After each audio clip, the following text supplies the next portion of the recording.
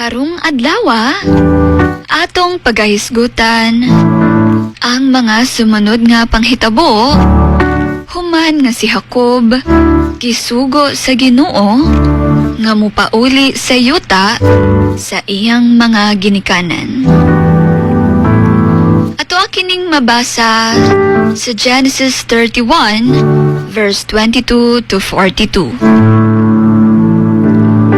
Pagkahibalo ni Laban nga mupauli si Jacob, iya kining gisundan o gipangita ang iyang pamilya.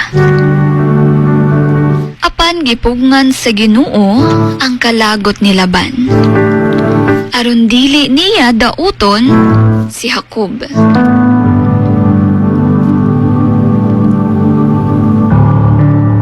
Nakig-istorya si Laban kang Jacob ug nagreklamo nga si Jacob na dato ug nakakuha sa daghang kabtangan nga iyang gipanag-iya ug sa iyang pamilya.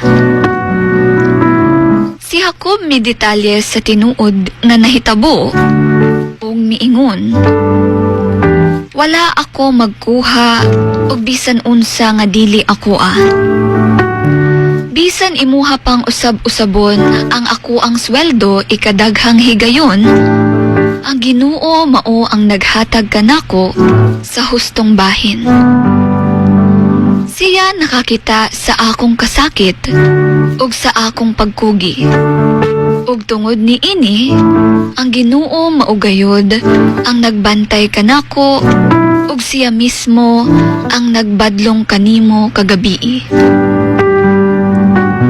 Kini nga bersikulo nagatudlo kanatong tanan nga bisan pa adunay mga tawo nga musulay sa pagdaog-daog kanato o pagpanikas sa atua, ang Ginoo magabantay ug magapanalipod.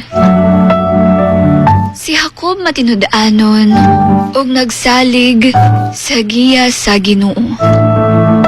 Mao nga bisan gisundan o gisaway siya ni Laban, gipakita gihapon sa atua ang hustisya o proteksyon sa Ginoo. Kini nagapahibalo nga ang pagsalig o pagkamatinud-anon sa Ginoo magahatag kanato og kalampusan bisan sa tunga-tunga sa mga pagsulay. Ug mao kini ang pulong sa Ginoo.